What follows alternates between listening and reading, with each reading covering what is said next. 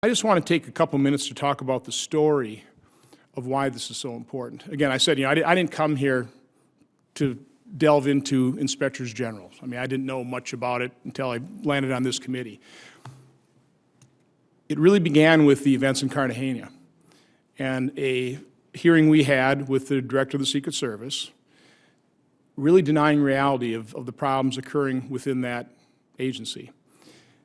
And as we continue to delve, my staff continue to delve into the problems involved in the report from the Office of Inspector General on the events in Cartagena, we realized that the report had been doctored. There was not integrity. There was not independence. There was not accountability from the Office of Inspector General. Now, that was the Office of Inspector General within the Department of Homeland Security. And that was an acting Inspector General that I think was corrupted by that individual's desire to be appointed the permanent Inspector General. It's a really bad idea. So that was my first foray into understanding how an Office of Inspector General, whose sole purpose is to be the watchdog of these agencies, to be independent and transparent and accountable, how that office can be corrupted. Fast forward to January 8th of 2015. Aaron Glantz of the Center for Investigative Reporting breaks a story about Candyland in Candyman at the Toma VA. The story publicized the existence of a then-secret, I want that word to seep in, a secret report from the VA Office of Inspector General that examined and whitewashed Dr. Houlihan's questionable prescription practices. That was on January 8th of 2015, the first time I heard that there were problems in the Toma VA. On January 12th, Candace Dellis of Wisconsin took her father, Thomas Baer, a veteran of this country, to the Toma VA Urgent Care Center with stroke symptoms. Mr. Baer sat in the waiting room, somewhat disputed, 2 to 3 hours, probably suffered a couple strokes, died a couple days later. They finally transported him to Gunderson Lutheran to try and get adequate care, but he could not be saved. Here's the point I want to make. A few days later, when I was talking to Candace Dellis, she told me, Senator, had I only known the problems at the Toma VA Healthcare Center, I never would have taken my father to that center. She came from Marshfield, Wisconsin, a center of excellence. I have to believe her father, Thomas Baer, would be alive today had she only known. Now, upon hearing this, the new chairman of this committee, I assigned my staff the job of investigating the Toma Healthcare Facility. In 3 months, I think we uncovered more problems in that facility than the VA Office of Inspector General uncovered in a 3-year investigation. They first had an allegation of complaint in March of 2011. 3-year investigation finally issued a report in March of 2014, which they did not make public. By the way, that was one of 140 other reports on investigations and inspections that they did not make public. I've asked other inspector generals about how many reports have they kept private, away from the public, and they look at me like I'm from another universe. It's just basically unheard of, unless there's issues of national security. So there is a real problem, Mr. Missel, in the Office of Inspector General within the VA system. And that's why I said, God bless you for taking on this task. You have a very large task at hand. We'll talk a little bit later about this white paper. Again, it took 3 years for the Office of Inspector General to investigate and then issue a non-public report on the problems within Toma. Only took them a couple months to write and make public a report that retaliated.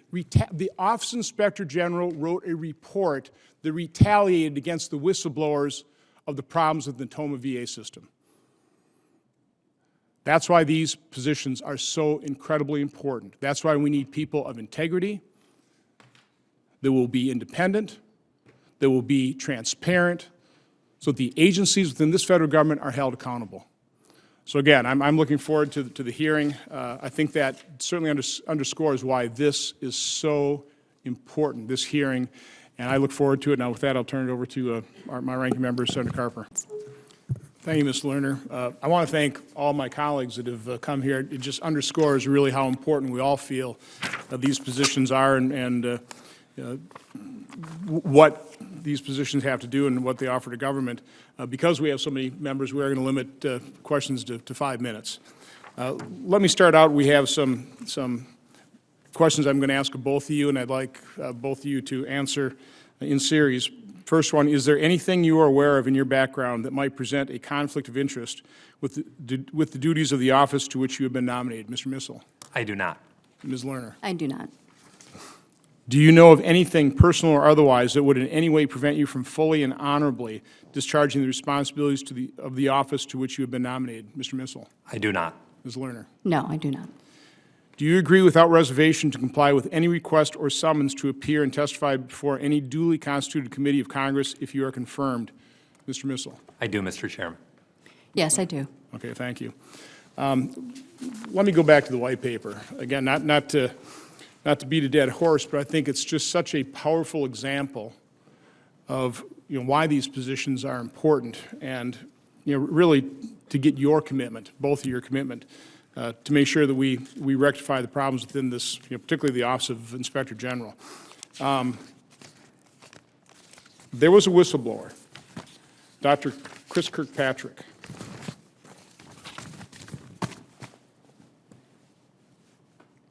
He came forward. He was trying to get the attention of the management within the VA about the overprescription of opioid drugs. Because he came forward, he was terminated. The day of his termination, he committed suicide. If that isn't tragic enough, on June 4th of 2015, after spending 3 years investigating and then not publishing a report on the problems in the VA healthcare system, the Office of Inspector General issued and made public a white paper that includes a report, a publicly available document that is included in the documents produced, records produced, pages 5795 to 5851, with specific attention to the pages detailing the voluminous amounts and types of marijuana and what appears to be other illegal substances found in Dr. Kirkpatrick's residence, as well as other items including a scale and used devices containing marijuana residue. The evidence indicates that Dr. Kirkpatrick was likely not only to have been using but also distributing the marijuana or other illegal substances. I have no idea what any of this had to do with the issue at hand in terms of the overprescription of opiates that resulted in veterans' deaths and the lack of care that resulted in the death by lack of care to Thomas Baer. This is the Office of Inspector General writing a report that is retaliating against a dead whistleblower. Now, I asked Ms. Linda Halliday when she testified before us, I wanted to know who was involved in this within the office. There's a problem within the office. I have not gotten that answer, and that's my first question to you, Mr. Missel. Are you disturbed by this? I'm disturbed by the language in the white paper, yes. Are you disturbed that the white paper was ever issued? I just don't know enough about the facts and circumstances as to why it would, but that's certainly one of my first priorities would be to look at that. Will you cooperate with this committee and me to find out who was involved in the writing of this white paper within the office? Mr. Chairman, I will provide you the information you need to get the answers to your questions. We also, this committee was forced, because of the lack of cooperation by the acting Inspector General, to issue a subpoena on April 29th. That subpoena has yet to be complied with. Now, we're getting many excuses for not complying with it. Privacy issues. We do not want to reveal any private information. Obviously, the Office of Inspector General had no problem revealing private information publicly. We certainly have no interest in that. Will you commit yourself to making sure that our subpoena is complied with so we can get to the bottom of not only the problems within the Toma VA system, but within other healthcare systems within the VA, but also to get to the bottom with the problems within the Office of Inspector General? Will you comply with that subpoena? Mr. Chairman, I haven't seen the subpoena, but I certainly will look at it. My goal is to have a cooperative and collaborative relationship with this committee. I hope in the future we don't need any more subpoenas, but I commit that I'll look at the subpoena and we'll address all the issues in it. Okay. I will be rather tenacious in looking for cooperation on that.